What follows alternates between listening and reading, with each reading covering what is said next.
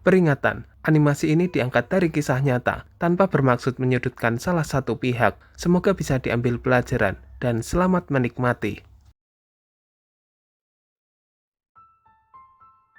Loh, Andre, sejak kapan kamu pulang kampung? Udah lama sih, Rip. Hampir semingguan aku di rumah. Oh, kirain baru pulang kemarin. Enggak, aku udah lama di rumah. Cuma nggak keluar nongkrong aja. Masih kerja di tempat serabi, Andre. Aku udah nggak kerja di situ lagi, Rip. Aku udah resign. Resign? Kenapa, Andre, resign? Bukannya dulu kamu bilang kerjaannya lumayan. Iya, benarnya aku sih nggak ada masalah sama pekerjaannya. Gajinya juga lumayan kok. Terus, kenapa sampai keluar? Sebenarnya ada sesuatu yang bikin aku nggak betah kerja di sana. Sesuatu apa, Andre? Ya, aku mengalami hal yang di luar nalar, Rif. Maksud kamu? Pas aku kerja di sana, aku dapat gangguan gaib di tempat kerja, Rif. Gangguan gaib? Emang kamu ngalamin apa aja? Sampai segitunya. Ya intinya aku dapat gangguan gaib, Rif. Soalnya tempat produksi yang aku pakai kerja itu bekas tempat orang gantung diri. Walah, pantesan kalau kayak gitu tempatnya jadi angker. Iya, Rip. Oh ya, kamu ada nggak info lowongan kerja? Aku bosen nih nganggur di rumah terus. Lowongan sih ada, cuma jauh keluar Pulau Jawa. Nggak apa-apa, Rip. Yang penting kerja. Emang kerja apa sih, Rip? Kerja di kebun sawit Kalimantan, Dre. Kayak ngangkut sawit ke atas truk. Emang kamu mau kerja kasar kayak gitu? Nggak masalah, Rip. Aku sih selama halal, aku gas aja. Ya udah, kalau kamu memang mau, nanti aku kasih nomornya pamanku. Soalnya beliau yang cari orang buat kerja di Kalimantan. Iya, Rip.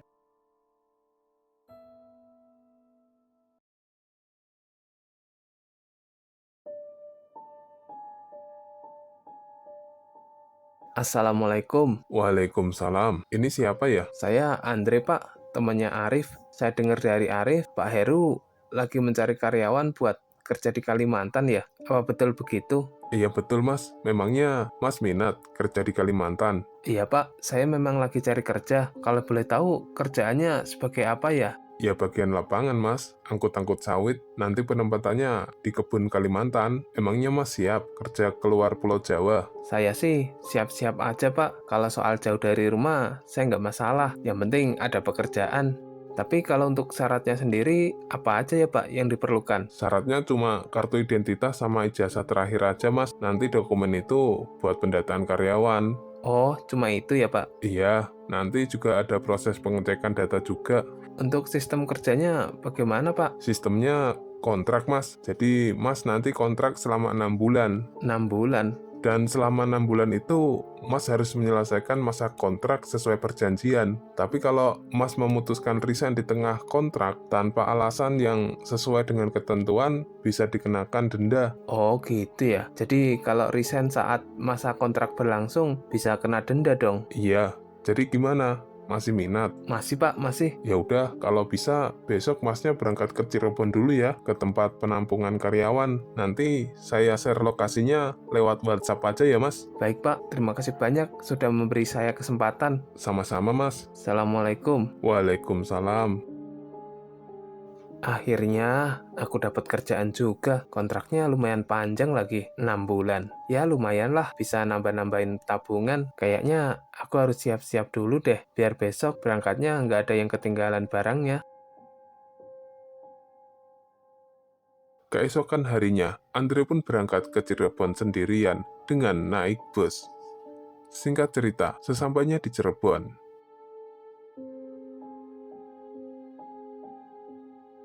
Mas, kamu istirahat di sini dulu ya, bareng teman-teman yang lain. Mereka juga nunggu keberangkatan ke Kalimantan kok. Iya, Pak. Kalau gitu, saya tinggal dulu ya. Kalau ada apa-apa, bisa telepon saya nanti. Baik, Pak.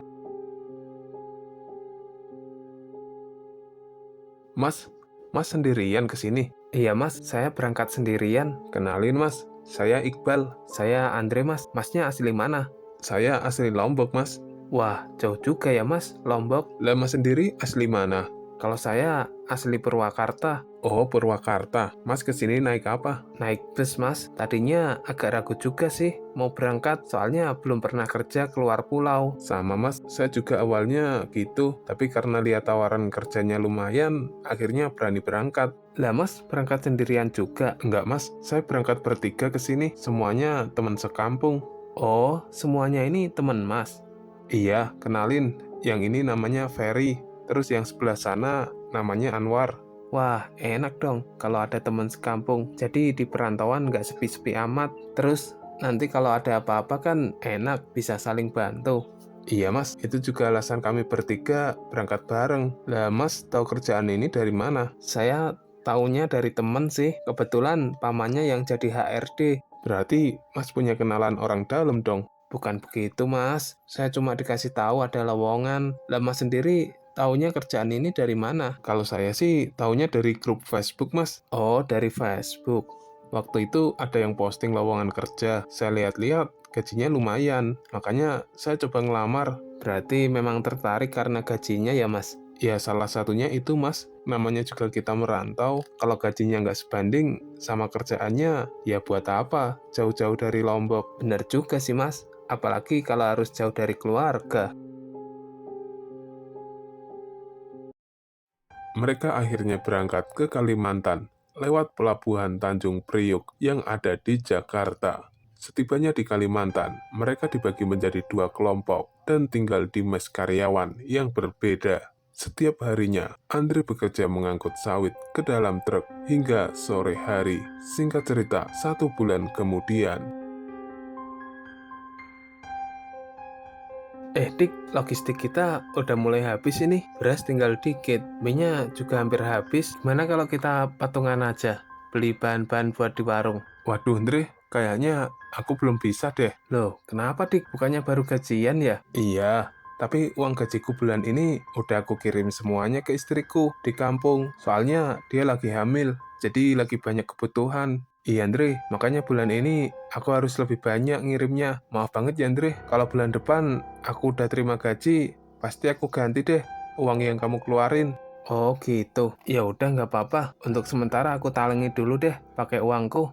Ya, ayo patungan buat beli beras sama kebutuhan yang lain. Aku juga nggak bisa, Andre. Nggak bisa kenapa? Uangku juga udah kepake. Keluargaku ada yang sakit di rumah. Jadi sebagian besar uang gajiku aku kirim buat biaya berobat.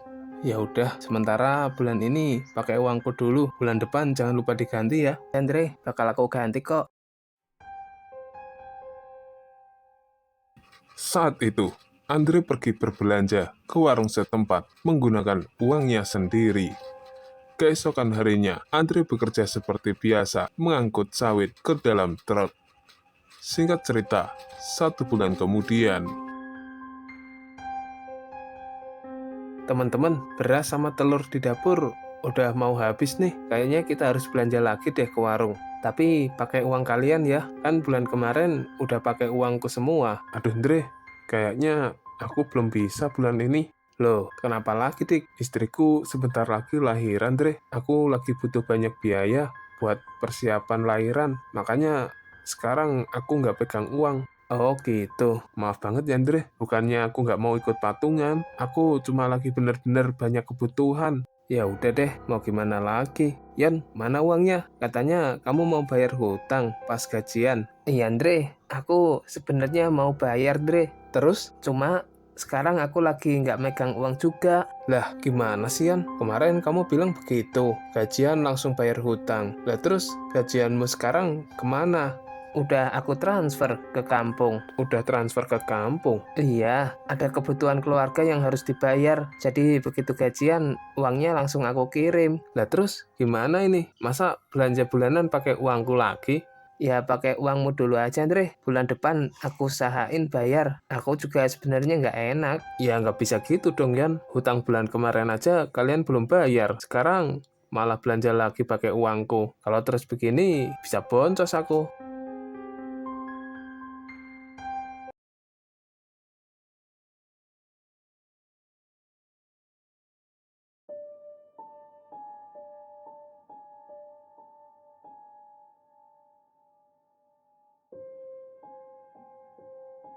Dre, tumben main kemari. Iya nih, Bang. Aku lagi pusing mikirin masalah. Ada masalah apa lagi, Dre? Masalah uang makan, Bal. Masa pakai uangku terus buat beli bahan-bahan makanan, sementara teman-temanku nggak ada yang mau patungan. Jatuhnya aku yang biayain hidup mereka di sini. Walah, mereka nggak mau patungan belanja ya? Iya, Bal. Kalau gini terus, aku yang rugi. Mau kerja setahun pun juga uangku nggak bakal kekumpul. Ya udah, mending kamu pindah aja dari mes itu. Teman-temanmu itu pada toksik. Iya sih Bal, aku juga mikirnya gitu. Cuma aku bingung mau pindah kemana. Mending kamu pindah ke sini aja, Andre, bareng kami bertiga. Kalau belanja makanan, selalu patungan dibagi 3. Kalau ketambahan kamu ya jadi dibagi berempat. Emang nggak apa-apa nih kalau aku pindah ke sini? Ya nggak apa-apa lah, toh di sini juga masih luas tempatnya. Gimana? Mau nggak gabung di sini? Ya mau sih Bal, cuma aku harus packing-packing barangku dulu yang ada di sana. Udah, bawa sini aja semua barang-barangmu sekarang. Toh di sana kamu juga nggak dihargai kan? Iya Bal, tapi aku mau ke warung dulu sih. Mau ngapain, Dre? Di sini masih banyak makanan, nggak usah belanja dulu. Enggak, aku nggak belanja kok Bal. Aku cuma mau ngasih tahu ke ibu penjaga warungnya aja kalau aku mau pindah ke mes kamu dan udah nggak ada urusan lagi sama Dika dan Yono. Takutnya nih mereka ngutang ke warung pakai namaku. Walah gitu. Iya Bal, kalau nggak gitu mereka nanti seenaknya pakai namaku buat hutang di warung. Ujung-ujungnya aku lagi kan yang bayar. Makanya ini aku mau negesin ke ibu warungnya.